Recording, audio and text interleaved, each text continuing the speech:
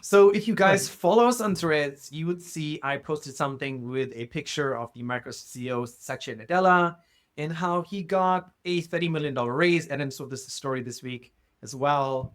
Um, got a $30 million raise after they laid off so far year to date 2,550 employees, something along that line, right? And that's terrible, right?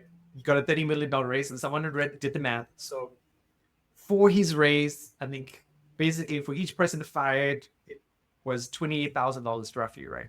And that came up to his $30 million raise, which is, again, lots of you argued with me on this about threads, like Microsoft's, also in the $1 trillion market cap company range these days. They totally deserve it.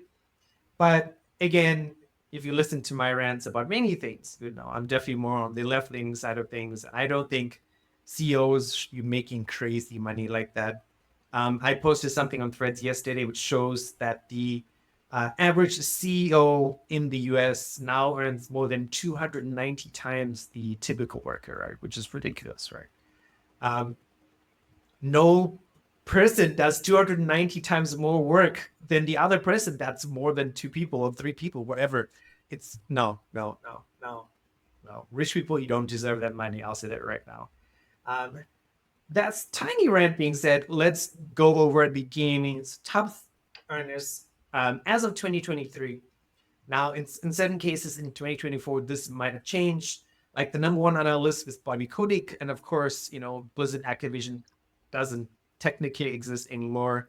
But as of 2023, his base salary was 875,000, and total compensation $375 million for the year of 2023. And I think that number is inflated because that includes his exit package. So if you're not familiar with uh, finance or business or that sort of stuff, is when someone leaves a company or they're pushed out or whatever the reason may be, right? They usually get like a bonus, like the former CEO of Starbucks got $37 million this year for leaving Starbucks.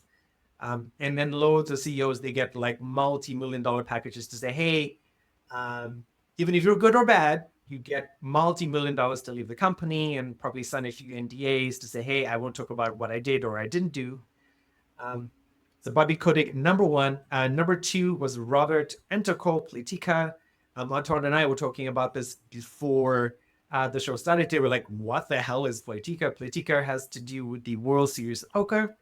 And he had a total compensation of $48 million, but a base salary of 17,000. And people were like, base salary 17,000. Oh, that guy's so nice.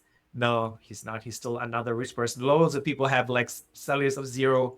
Plus, they get stock options and bonus options and performance options and that sort of stuff. So, um, the next number three is the CEO of Take Two, which is Strauss Zelnick, which is a name I've never heard. Base salary of 250,000, total compensation of 42 million.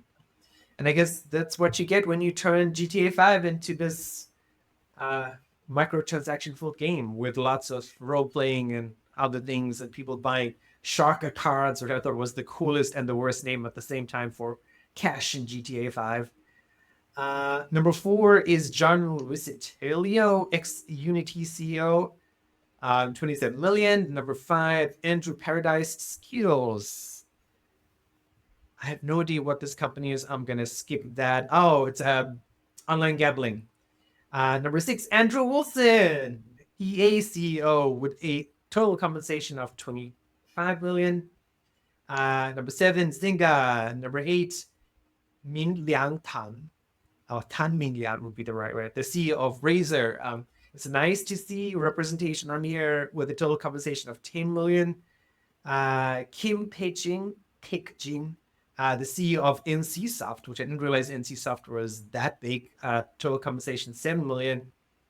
And the cool thing at the bottom of here is they mentioned the CEO of FromSoft, Hidetaka Miyazaki, and they don't mention a specific number, but they do mention like Nintendo and uh, FromSoft having much lower salaries because they care about the companies and the employees, and which again, when all these layoffs started happening 2 years ago, right? Like, um, I remember Taiwanese friends asking me like, why are these people getting laid off, right? Like, layoffs tend to not happen in Asia. Companies save a lot of money.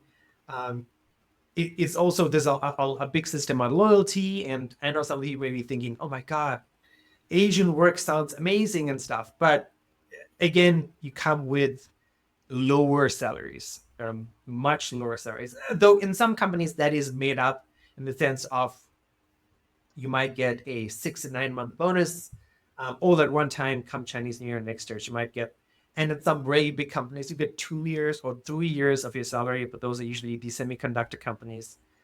Um, so yeah, it's, I think for me, the conclusion is basically gaming CEOs have not escaped the other CEO salary compensation line where it's like they earn too much money for doing too little. They oversee a lot for sure. They oversee a general vision of where we're going to take two or where we're going to take EA. And in some cases, I would argue it's the wrong direction. And I'm very much in the camp of saying you don't need to earn more than $2 to $3 million per year as a person, right? What do you do with that extra money? You're sending your kids to boarding school in Switzerland. They don't need to go there. But that's my take.